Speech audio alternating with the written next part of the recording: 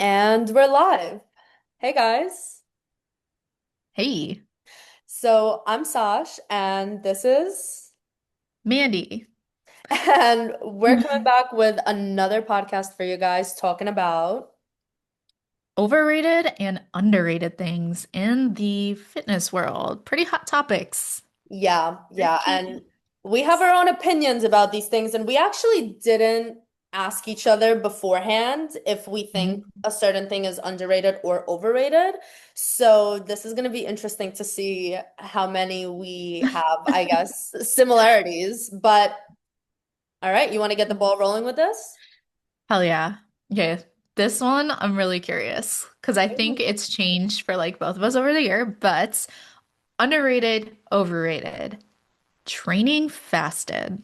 Training, Overrated. strength training. Okay. Overrated. Why?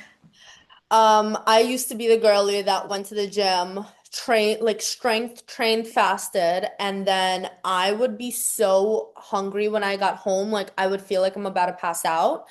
And not only did I not lift as heavy as I could have with having something in my system, but when I got home, it was like that much harder to just eat the meal that I was supposed to eat. And I guess like have that self-control because of how starving I was. So I personally have seen so much better progress in the gym as far as how I'm feeling, my energy, my lifts. And then out of the gym with, yeah, I'm hungry after my workouts, but I'm not like ready to freaking eat anything that I can get my eyes on. So for me, training fasted, the only thing that I do fasted is fasted cardio. And after that, you best believe that I'm eating something, even if it's a freaking rice cake with cold chicken on it, which is what I had this morning. Yeah, I saw that. That did look bomb though. It was. But Yeah. what's your stance on this? Overrated. And and I will preface that with I was in the same camp as you. I was like, hell yeah. I'm gonna train fasted. I think it's very common and a lot of women feel this way. They're like, yes, I'm getting a great lift. I'm energized. It's your body lying to you. And it's fine short term. It's fine like one off here or there. But you really don't realize how much progress you're leaving on the table until you do start training with food in your system. And I know I've heard women say before, or men too, like I don't like training when I like feel really full, and like that's when it's like, okay, you have to be really intentional about like that meal spacing. Yeah. But I totally agree. Overrated 100%. Yeah. And I just want to throw in 2 cents and like we can talk more in depth about this if this is something that people are going to want to hear or if we're going to want to talk more about this, but the whole feeling of feeling too full, I was that person where it's like I would rather have nothing in my body and feel lighter than feel like overly full, and it truly took a little bit of time for me to figure out what foods felt good for me to eat before the gym to not feel Mhm. overly full. And for me, and I think it makes the most sense, like even scientifically, just stick to carbs and protein. Like a good amount of carbs and a decent amount of protein to like really give you the energy. I personally don't have a lot of fats before working out. If anything, I'll have Mm-mm. that more post-workout because it slows down your metabolism and like it just like slows down how your body's gonna break down those carbs, and that would make me feel that like full and like kind of feeling, even if it's good fats, like healthy fats. So Yeah. for me, a couple rice cakes and some chicken or some rice and chicken with salt, hot sauce, and I'm good to go. Maybe like a pickle or two for that sodium, and I'm good to go. But that's Yeah. that could also be like a whole topic in itself. Word, girl, word. Yeah. I agree. Fats slow down digestion, take them after. I'm also rice cakes and very clean. I'm very, very particular about it. Clean deli turkey, where it's Ooh, literally yeah. just like turkey, salt, and like vinegar. And Hmm. like that's it. That's my pre-workout meal. And it just it hits. It hits. And then like coconut water and salt too. Yeah, true. Coconut water is a good one. All right, for Yeah. the next one, sauna, overrated or underrated? Ooh. Okay. Underrated. Yes, I agree. Underrated. So underrated. Um, nobody quote me on this one. Because I would have to dig to find the actual papers, but there is evidence, and this is But she why so could many do it. like She could do it. I She could could find do the it. actual papers. I could. I could. If you need receipts, I could do it. But to summarize, the reason why in like Scandinavian countries and like Russia, like northern Arctic countries, like they're all about that sauna life and that like, you know, the bathhouse life. There's research backing it up. Like if you do 20 minutes like 4 times a week, your cardiovascular risk decreased by like 37% or something. So to me, if you don't have a health reason that contradicts using it, I feel like everyone should be using the sauna. Like Yeah. strategically, of course, but like so good for everything I and agree. I agree. detoxing. Yeah. I was gonna say, besides that, like, besides the fact that it has such great benefits for your cardiovascular health, the detoxing and just getting that sweat going and getting your body temperature to like a good place. And I mean, this goes hand in hand with the cardiovascular health, but that in itself, like, it feels good. It feels good to break that sweat, to get that out and like do some stretching or something in there. And like, yeah, I agree. I have the same stance. I Mhm. don't, I don't even need to add anything because you just hit the nail on the head with that one. All right, perfect. Ooh, and on that note, it's cousin. Overrated, underrated, cold plunging. Okay. I think that it's underrated, but I think that it needs to be used properly.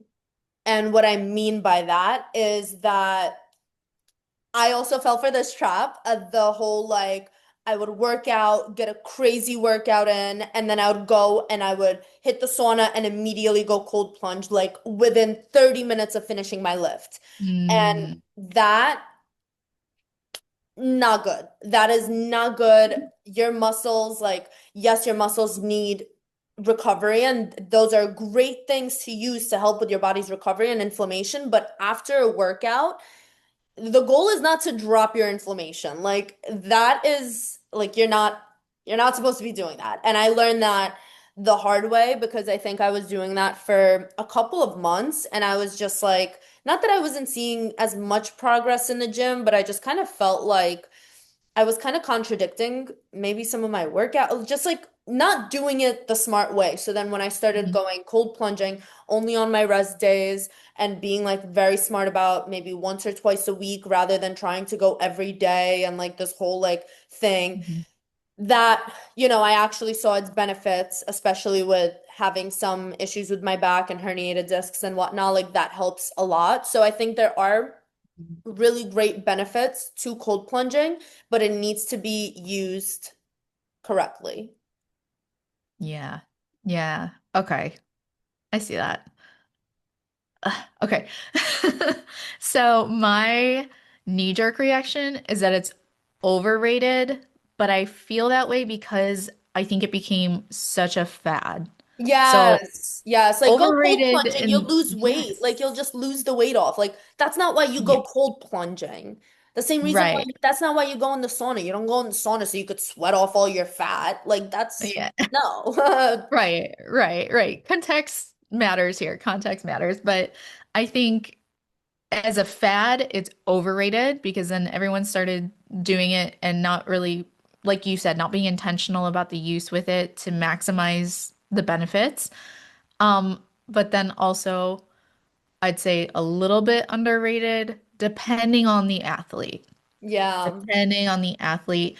And this is where like my functional background comes into place because it's like if you have gut dysfunction, you should absolutely not be cold plunging. You should not. That's something that should be shelved, and like you can do that when your gut is better. But I've actually seen cold plunging make some gut cases worse. Yeah. So, Why is that? And like you don't have to go into super big detail, but like I'm just curious, like how from your research and like from your what you've seen, like mhm, how does one tie into another? Like how does it affect it? I have my own ideas, but I want to hear from you. yeah. So it all goes back to your nervous system, right? So our gut actually is what's called like the enteric nervous system. It's got some like little nerves there. And basically, if you take it back to sympathetic and parasympathetic, fight or flight, rest and digest. So when you cold plunge, everybody, like when you slip into that tub, we're all like, ooh, well, we're Yeah. like Steve Carell, oh, Kelly Clarkson. Because that shit's cold. It puts you in a fight or flight state temporarily. It shocks your body. It's meant to. But if you have gut dysfunction, and you put your body under stress like that, or in some cases for women, they have to do more research on this too, but like depending on where you are in your cycle, if you put your body under more stress, your cycle can manifest a little bit more difficult.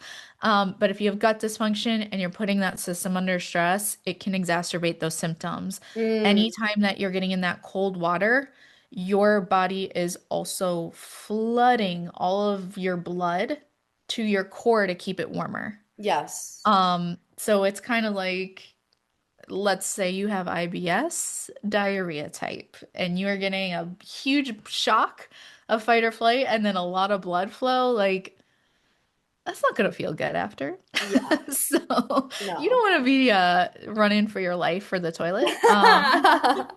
And then like I've also seen fallout where like it'll affect you for a couple days after. So that's Mm, personally, scientifically and personally why I don't recommend for my gut clients to cold plunge until they're feeling better. yeah. So again, used with intention Right. and Hundo. under certain circumstances. Yeah. I'm Yes. with you on that. The next overrated or underrated thing that we have is keto or very low carb diets.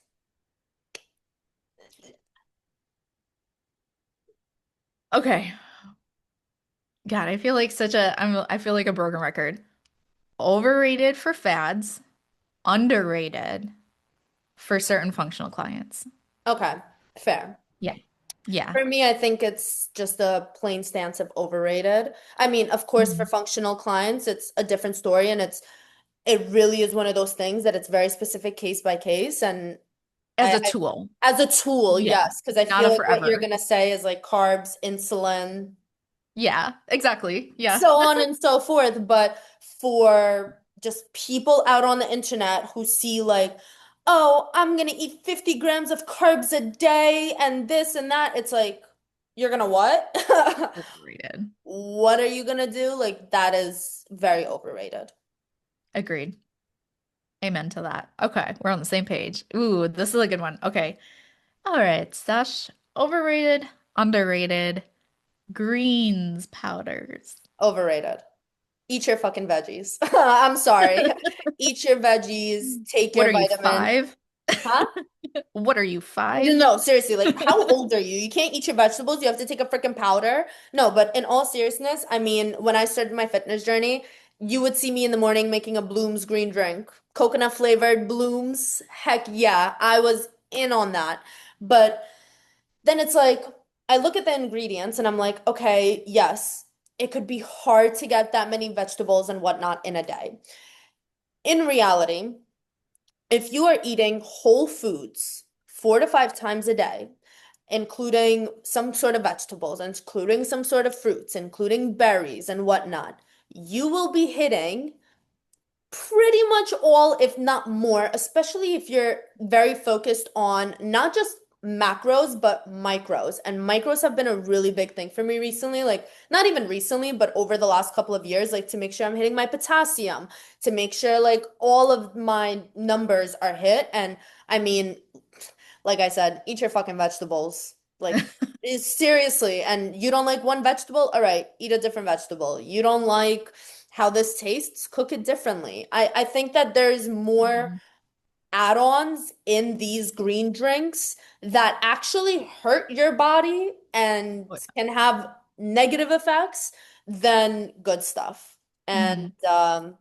those are my 2 cents on it. And this is as someone who, if you freaking scroll back or like look into my camera roll 4 or 5 years Mhm. ago, I was having a Bloom's green drink every single morning. You will never Mhm. catch me with that shit ever again.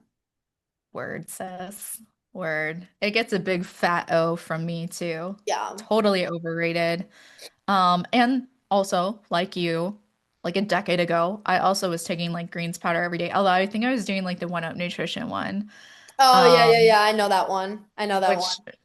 which okay, like let's just be honest too. They taste like shit. I would rather drink celery juice and that tastes like sewage water.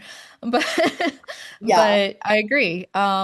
Getting your vegetables in, it's going to be way easier and a lot of these green powders have so many chemical additives that it actually can cause bloating and issues with your gut. So, Yeah, I feel like it nut just up. causes more problems, if anything. And like, Mhm. it seems like, oh, if I drink this, I'm not gonna be bloated or I'm getting in my daily dose of greens. It's like, Marketing fad. yeah, yeah. Marketing fad. Sis, And like we're all beverage goblins, but like you could do better. seriously, and Could with do that, better. the next thing True. that we have on our list is juice cleanses. And I'm curious to hear what you have to say about it because I have my own thoughts too. Um, listen, I love juice. I love juices. I love a good suja. Before they felt the need to add probiotics to all of them, that was a little bummer. Suja do better. But anyway, I digress. Overrated. Um, Yeah, overrated because and overrated in the sense that in the context of juice cleanses, like in particular, not that men don't, but in particular, women that are doing juice cleanses to lose weight, that's not how that works. And if you have like dysfunction, it's not gonna work. yeah. No, Not just eating no. for That's it days for on me. end. Yeah, not eating for days on end and then drinking juice for that entire time, thinking that like you're not actually losing weight. Like maybe your inflammation went down a little bit because you're not eating freaking fast food and processed foods and now you're only drinking juices, but Hmm. it's not a weight losing thing. And I agree with you. I love juice. Give me a fresh Hmm. squeezed orange juice. Give me some like I love it. And I think that it's extremely overrated. And I think that's something oh wait, never mind. It's later down in our thing because I was gonna say this now, but I just saw it's later down in the list. So overrated. Hmm. We took the stance. It's overrated. Perfect. Yeah. All right, girl. Overrated, underrated, red light therapy. I think my initial thing is that it's overrated because of the way that it's been advertised of like, oh, do this to fix this and do that. Like everyone should be doing red light and it's like whatever. Like I feel like it's too advertised and too marketed in a way that it's gonna like fix all your problems and from the Mm, inside out, which not that it won't, but because I have a red light and I use it on my skin multiple times a week, if I remember. I would go in the red light chamber from time to time, but I don't think that the reason why I say overrated is because if you're not doing a laundry list of other things to improve your health and then you just go do red light thinking that it's gonna fix everything, that's not gonna mm, do shit. Like if I don't do my skincare routine, but then I put a red light to my face, or if I have, like that's not gonna fix my skin. Or if I have an injury, like I used red light on my like when I was recovering from surgery, I used red light on my scars to help with that. And mm, it's not like that healed my scars right away. I still put on my scar cream and whatnot, and like, my body, like maybe it mm. helped, but I don't think that it's this like magic marker that fixes everything, if that makes sense. Yeah. No, that makes total sense for sure. Oh God. Okay. Marketing ruins everything. It really does. It really does. And it's crazy because it's like marketing is such a big thing, right? And I mean, in Mhm, one way, there are some brands that you like working with that you like kind of market for, and like I do the same mhm. thing. Hashtag hummus fit, code Sasha, like like there's some, but the diff, and I mean maybe the people that market for those for the brands that we kind of are like at actually believe in them, maybe, or maybe they're just getting paid a good amount of money, but. I don't know. I think there's certain like words that also make people believe that something will Mhm. fix everything when in reality they're living a very healthy Yeah. life and that's just a great add-on. Yeah. Okay. Like with that, I agree. Overrated by itself, underrated as like an adjunct with all of your foundations addressed, nutrition, stress, sleep, all of that. Yeah. Agreed. Yeah. 100% agree with you. It could be an amazing add-on, but again, Hmm. By if you're itself, if you're already living that life by itself, yeah. it's a freaking It's red not gonna light. fix your Yeah, problems, girl. literally. Get therapy. Literally. Yeah. Okay. This one I'm really curious to hear your thoughts on. Overrated, underrated. Wait, was I Ooh, supposed to ask you the next one? go for it. I I mean, don't know. I don't care. I don't care. I was just like, hold on. But I feel like I've been talking a lot. Anyways, you were already on a roll because you were very curious to hear. So go. I am because we both have this or Yes. a ring. I think that it is underrated. I think that it is so underrated, and I love that I'm seeing more ads for it and like more people posting about it because I think that it is such an incredible tool. And I say tool because just wearing it, it's like I like jewelry, so like I like having a chunky ring on my finger, like it's cute.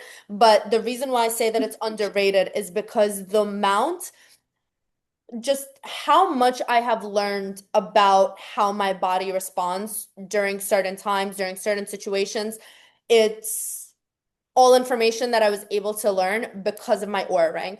And just to put it very simply, before my period, days before my period, I know my body temperature is up. It tells me you may be getting your period because it already knows that my body temperature is up.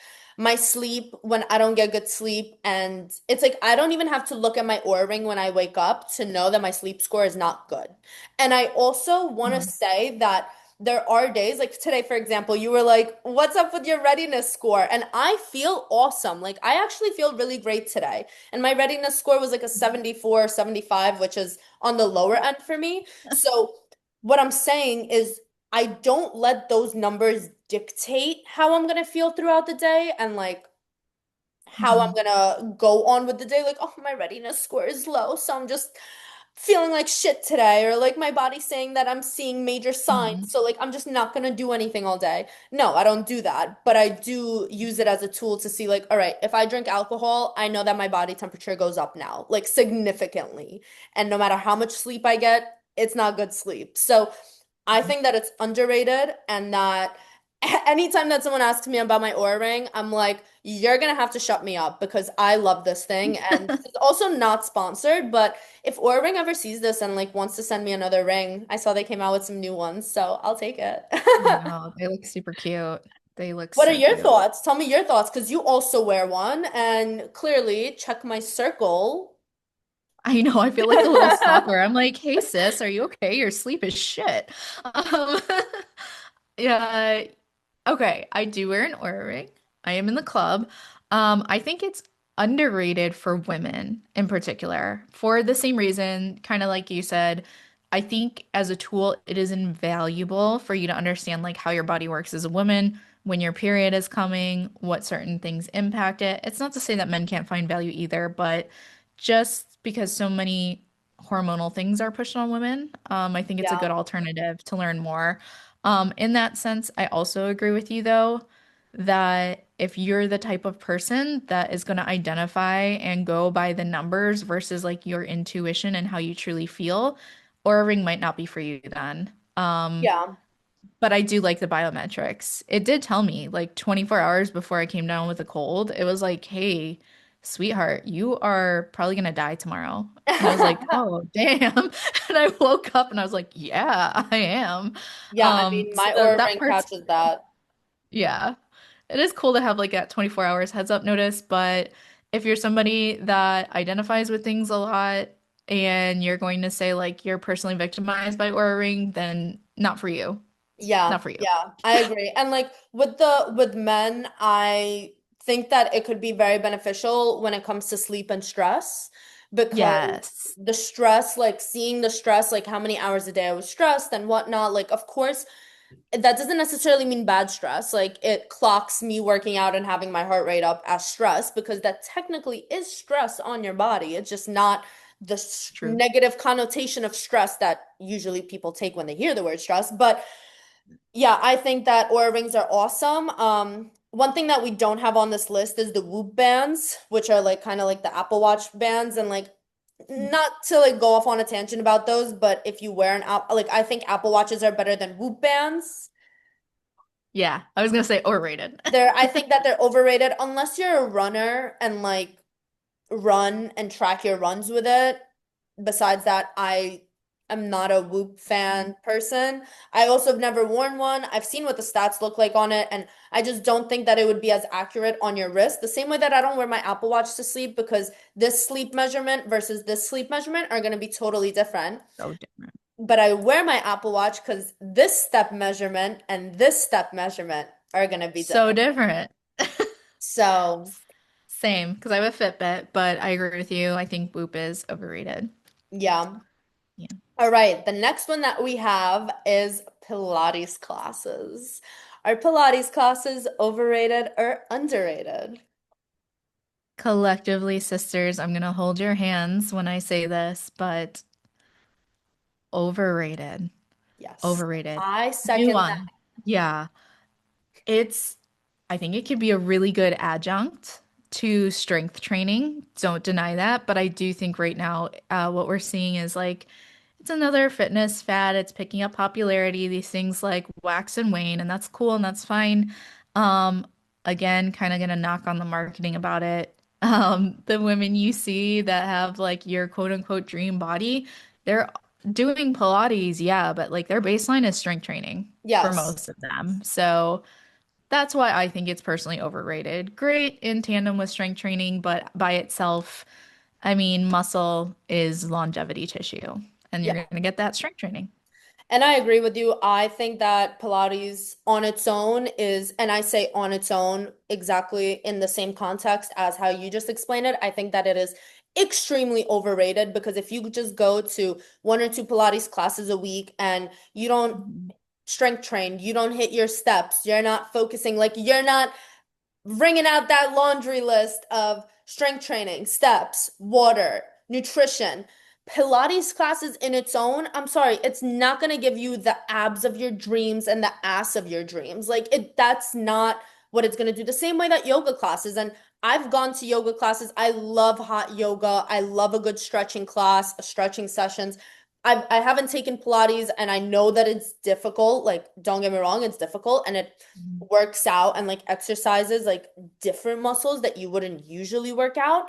But if you're going to Pilates class because you think you're gonna grow an ass, I You got wrong, girl. I got something for you. I got something to tell you. And yeah, I totally agree. Like the girls that are at those Pilates classes and have the crazy fig like crazy shape and whatever, like maybe it's genetics, maybe.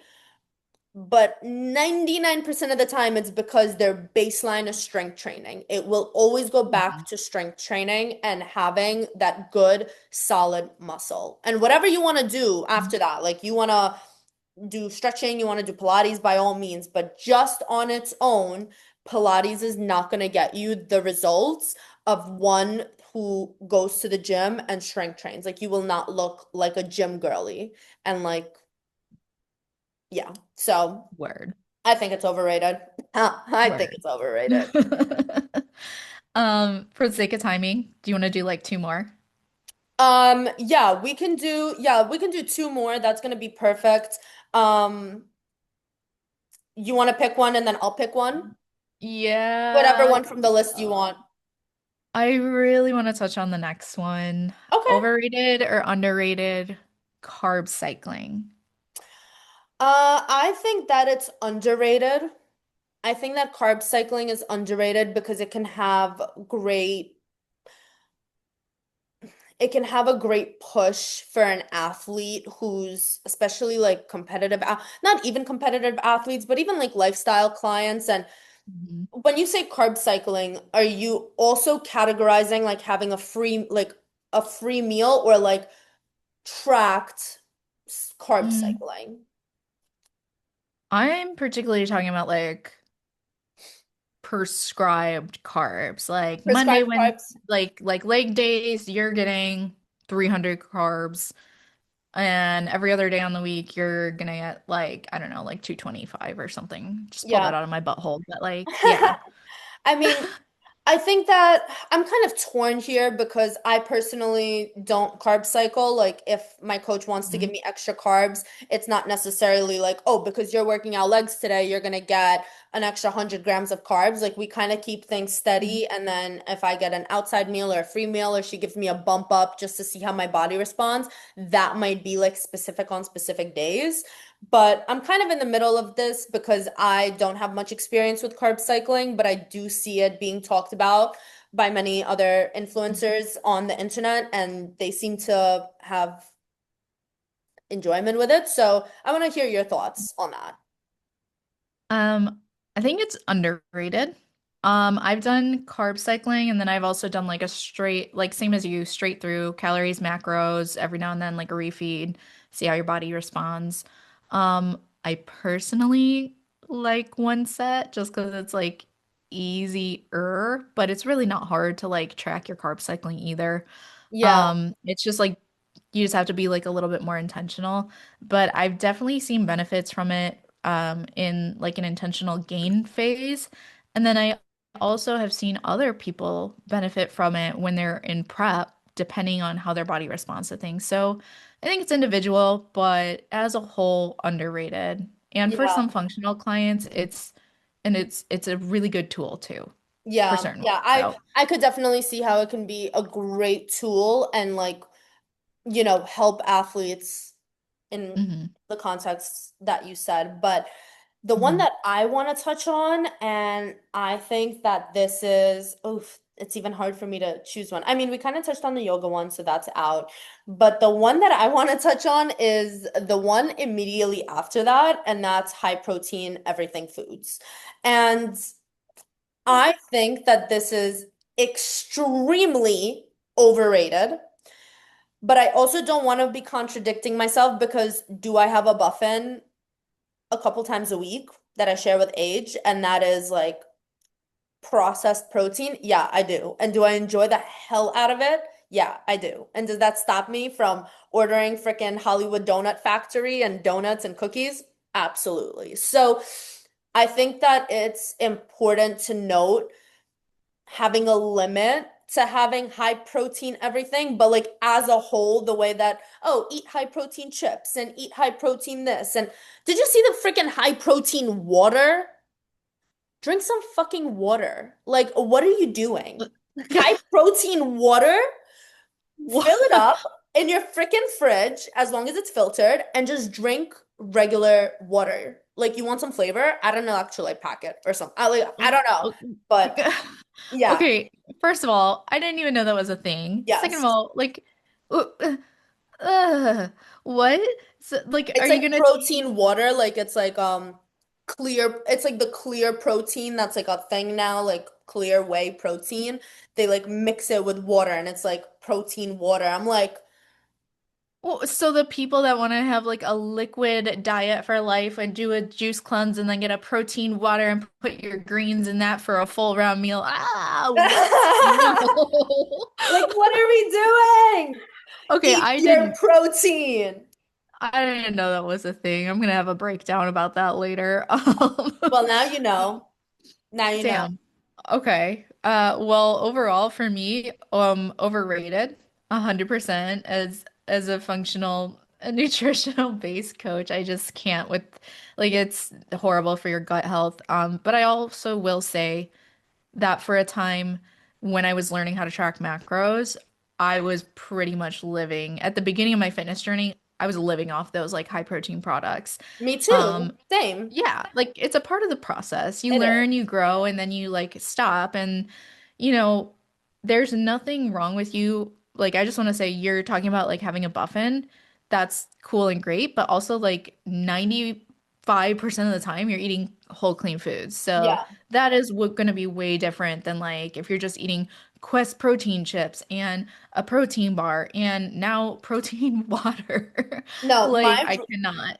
my rule of thumb, and this is also how I go with my clients, is if you want to have some sort of processed protein, you can pick one and have that one Mhm. once a day. So if you really want to have, and I try to have it like either have like a protein bar or like a bunch of my clients started ordering from Hummus Fit and like we'll get the buffins or like they make like buff crispy treats where it's like Rice Krispie treats that just have protein in Mhm. them, which to me sounds better than just a Rice Krispie treat. So like I'm totally cool with some, but if your breakfast is a freaking protein bar and then your lunch is a protein shake and then your dinner is like protein chips with, I don't know, freaking salsa or something, it's like, do you know what's going on with your body? Like, do you know what you're doing to your body?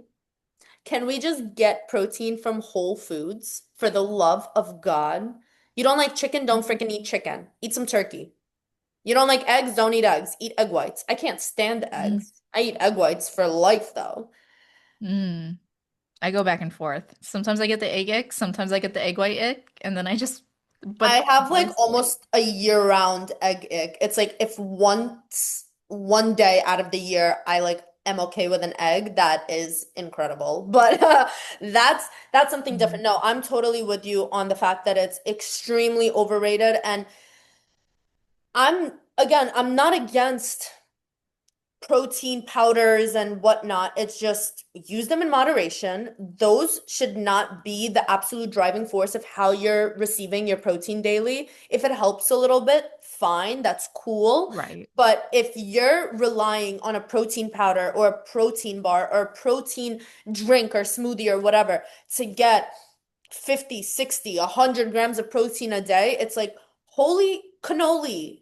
Dude, just eat normal food. Eat whole foods. And in Mm. reality, whole foods are cheaper than, like, if you really break it Oh yeah. down, even if you're eating organic and whatnot, it does Mm. end up being, if not the same price, then cheaper than freaking buying a protein bar every single day from the gas station. Girl. Word. Yeah. Mic frickin' drop. Yeah. I think we should definitely do like a part two of this because we could we could make this last forever. No, I agree. Um, yeah, but thank you for your insight. I feel like every time we talk, it just, God, I just love you. I love you too. I love you too. And for everyone listening, thanks for joining our overrated, underrated. If you guys have any ideas for future overrated, underrated, because there's so many different ways to take it, drop them in the comments. Yeah, or if you want us to elaborate on any of our thoughts, or if you like agree or disagree with anything, because a lot like again, these are all our opinions. We have clearly done a lot of these things before and learned throughout our journeys. So our purpose here and our main goal is just to relay that information over to you so hopefully it can help you stop doing some things sooner and or maybe just have like a different look or a different approach on some of these things. So, if not all. But Mandy, it's always so fun doing this with you and love you big time. She is Mandy.G.A.R.A.R.I.A.S. Yes. Yes, on Instagram. Yes. And I am And lifewith.sash double H. We will drop that in the description as well as a description, I guess. But that is it. That is all. And yeah, so give us a follow and catch us on the next one. yeah, next one coming soon. Bye.